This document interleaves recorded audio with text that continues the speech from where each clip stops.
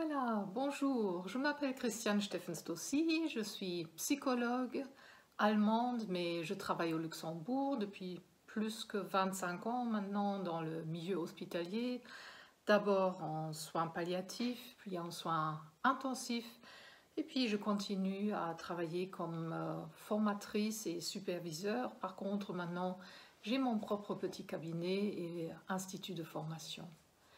Voilà, je suis toute heureuse de venir vous rencontrer, j'espère nombreux, à Saint-Malo pour le congrès de la AFDT et pour échanger avec vous sur le thème du deuil à l'hôpital.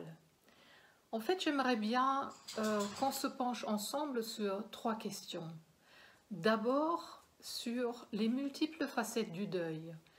Est-ce que le deuil est plutôt comparable à une vallée des larmes, alors à un état de tristesse où notre vie, elle arrive à un moment où il y a une mort qui arrive et on tombe dans une sorte de trou, on reste dans ce trou, dans cet état de tristesse, et à un moment on remonte et on ressort, ou, et ça j'ai envie de vous proposer, est-ce que le deuil est plutôt comparable à un processus dynamique, alors un peu plus comme une montagne russe où on rencontre plein d'émotions. Ça peut être bien sûr la tristesse, mais aussi la colère, l'espoir, la joie, la fierté. Alors, une multitude d'émotions qu'on peut rencontrer dans les gens qu'on accompagne. Voilà, ça sera la première question. La deuxième, c'est comment est-ce qu'on peut accompagner les personnes en deuil en milieu hospitalier?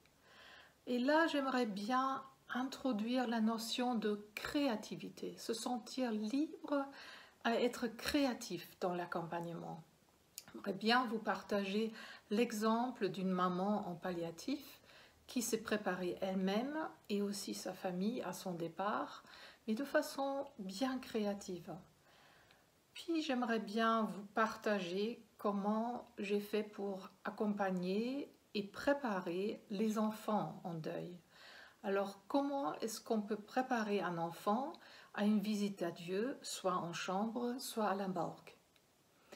Et puis, là, c'est effectivement quelque chose qui me tient beaucoup à cœur, c'est de vous parler du deuil périnatal, et là, notamment d'une chanson que nous avons créée spécialement pour une cérémonie, ce qu'on appelle une cérémonie des étoiles, où cette chanson est chantée avec toute la communauté de ses parents en deuil périnatal, de ses familles, la fratrie, et qui permet à leur donner cette sensation de communion et à sortir de cette sensation d'isolement.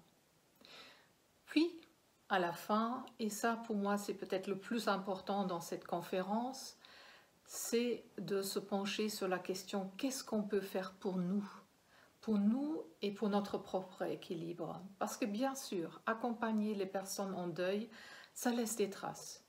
Et qu'est-ce qu'on peut faire pour nous, pour garder notre équilibre, aussi pour nous protéger parfois de cette souffrance qu'on rencontre régulièrement. Alors là, j'aimerais bien vous proposer quelques rituels et quelques techniques de ressourcement que nous pouvons tous utiliser au quotidien.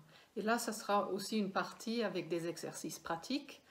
Et bien sûr, je me réjouis déjà de vous rencontrer et d'avoir des bels échanges à la fin de la conférence et en tout pendant ce congrès à Saint-Malo, où je suis vraiment très contente de venir et de vous rencontrer là-bas.